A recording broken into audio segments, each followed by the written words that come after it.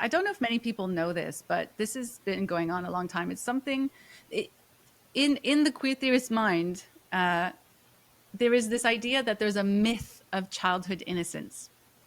And what that means is that, in the past, there was no such thing as childhood innocence. And it is mostly a white Eurocentric idea where we must preserve the innocence of children. But really, children are not innocent. They are sexual beings and they're sexual from birth. And we are repressing that sexuality. But this mindset has kind of put itself into the classroom. Now, I found articles as early as 2000, the 2000s, talking about this in papers like The Guardian, this myth of childhood innocence. And I found it from all kinds of academics, but specifically, I found it in this 2010 paper that I was talking about, the queering of education. I'll just read a little passage to kind of give you an idea. They don't say that specifically, but that's what they're talking about. So these are leading educators, academic educators. It says, hegemonic discourses of childhood innocence and compulsory heterosexuality are consistently displayed in the metaphor for natural childhood innocence that has been subsumed within the educational science of developmentally appropriate practice and reconfigures as a foundational premise for age-appropriate and hence protective, nurturing, and enabling sequence and order. So just to translate that a little bit, it's saying there's a myth of childhood innocence, and realistically, in the past, so there used to be something in education in Canada called developmentally appropriate practices. Don't know it that well, but I'm getting the impression this is ABCs, 1, 2, 3s, basic stuff. And what they're saying is all this idea of like developmentally appropriate stuff, well, that's the scientific determinism. And, there's multiple ways of knowing, and children have sexuality and you're repressing their sexuality. But going back to age inappropriate, we had some great news. It's kind of fun news, but disturbing at the same time from British Columbia.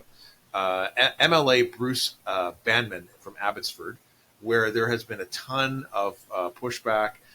Last week, we showed that picture of the Sikh community in a very haunting image outside of a school board meeting in Abbotsford.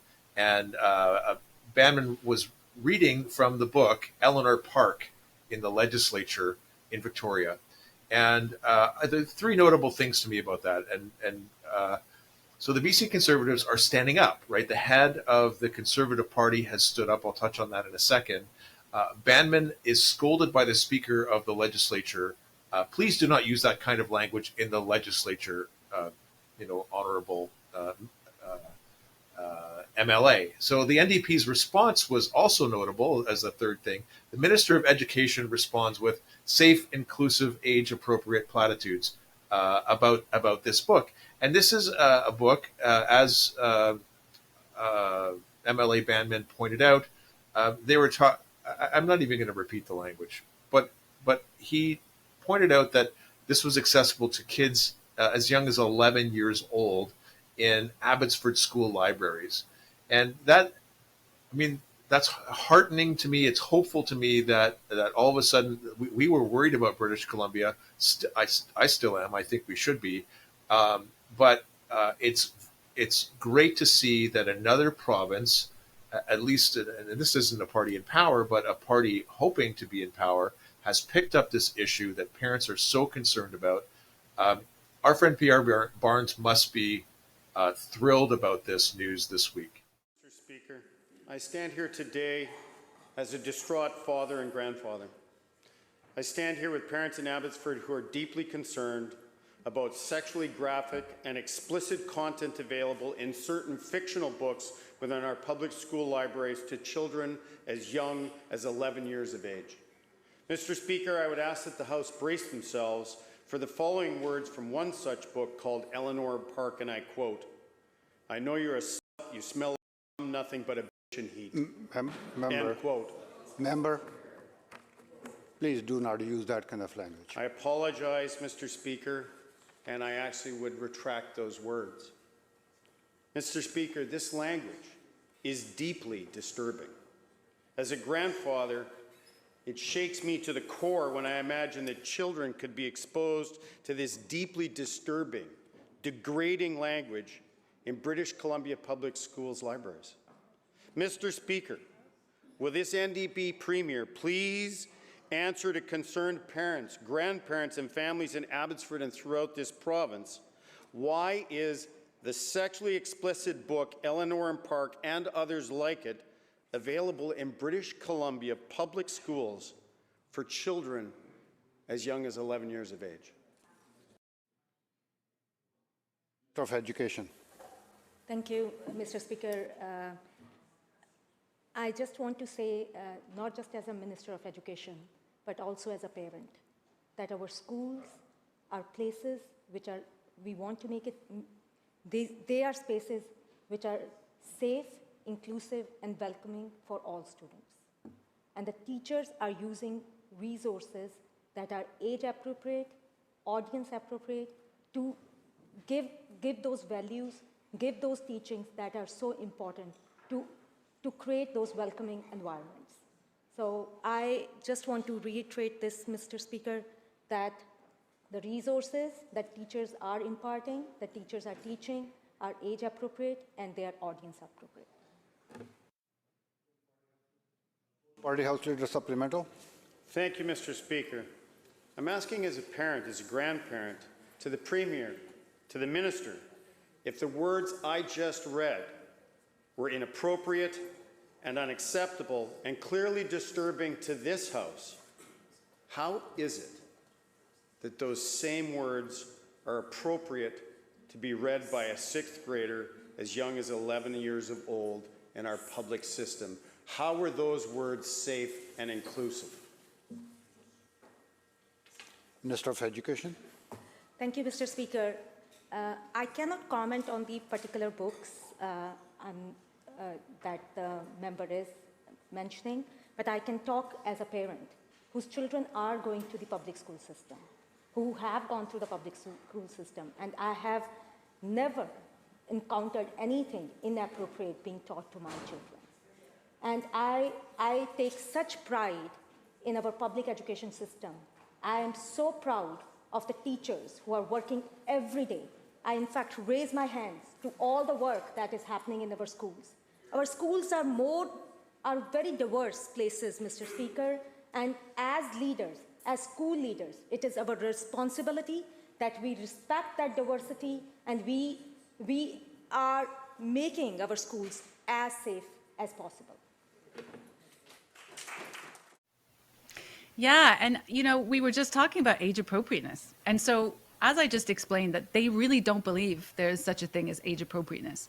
And so earlier on in our discussion, you were talking about the lies, how they're lying and they're shoehorning in things. And I think this is, to me, evidence of those lies and shoehorning in. This person speaking, unless they're incompetent, which could be the case, they're probably very aware that this is, come on, they're an adult. They know this is not appropriate. But you have to keep saying that. It's age appropriate, it's age appropriate, it's age appropriate. Yep. And I have a video that I'm going to also splice in afterwards of the DDSB. So we just talked about DDSB, the Durham District School Board.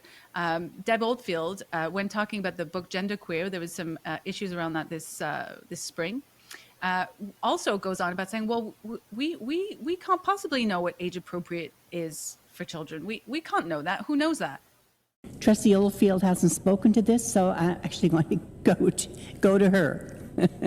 Thank you, Chair. I think this is good debate. I am incredibly hesitant to get in the business of reviewing books and making decisions based on my own personal opinion, because that's what it would be. Right? I'm not qualified. I don't think anyone around this table is qualified to make a determination about what's age appropriate and what's not. I have had concern about the books, the emails, the concerns around the books, because I haven't seen anyone come forward talking about sexually explicit books as related to what I'd say is straight sex. And there's nobody more sexualized in society than women for straight sex.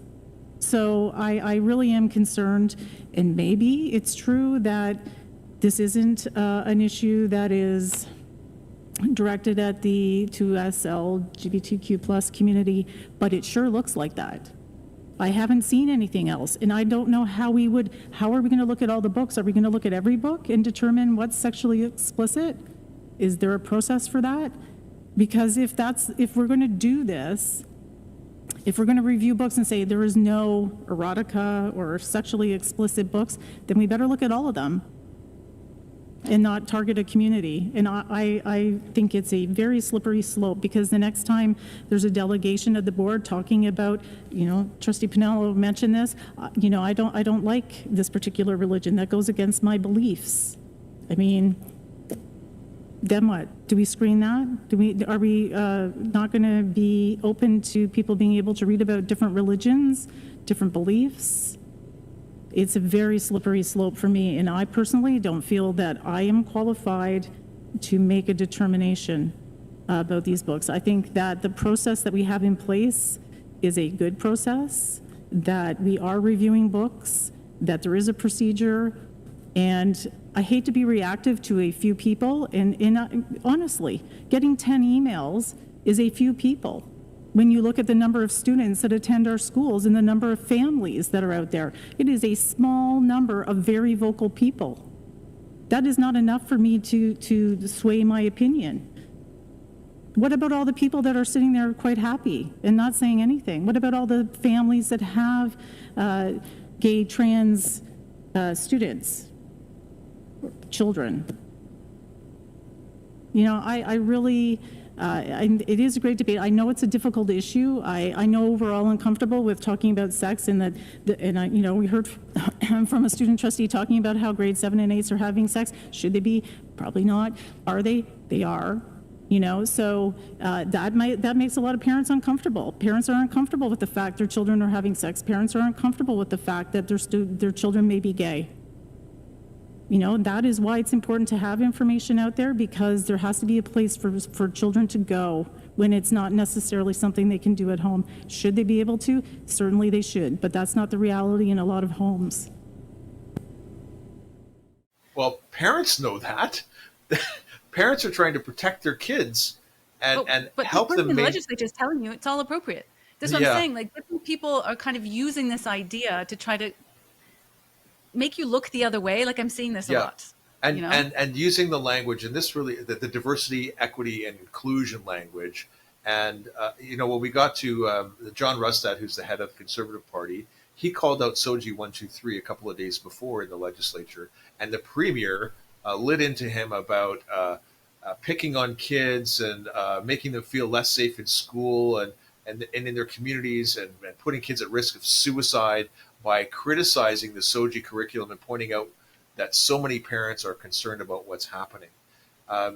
It gets salted with this DEI language, and when you see it in clear juxtaposition, right? That reading from that book, But they have to double down. This is what I'm realizing. They have to double down. They cannot admit that they were wrong. Look at what Justin Trudeau said recently. He said, I never called those parents bigots. I never said that. Technically, he never used those words. But we all know that's what he meant. It's obvious. But they have to double down, because you cannot admit you were wrong. That's the narcissism speaking, right? Yeah. And so I do think, like you, it's positive.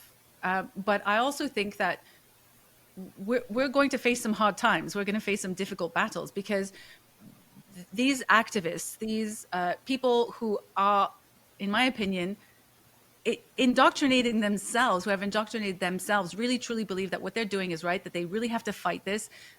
They have government money, thrown in their direction to fight regular Canadians, right? And they really truly think they're on a mission sent from whoever, I don't know, the Gnostic gods of something.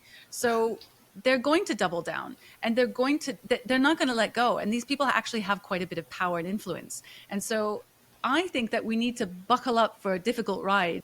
People are absolutely awakened to these issues. And I think as this happens, more and more people are going to be awakened to these issues. I mean, I think more and more regular Canadians are starting to realize that, branding parents saying we don't want sexualized books in schools, branding that as LGBT rising tide of hate, it doesn't fly, but they can't admit that.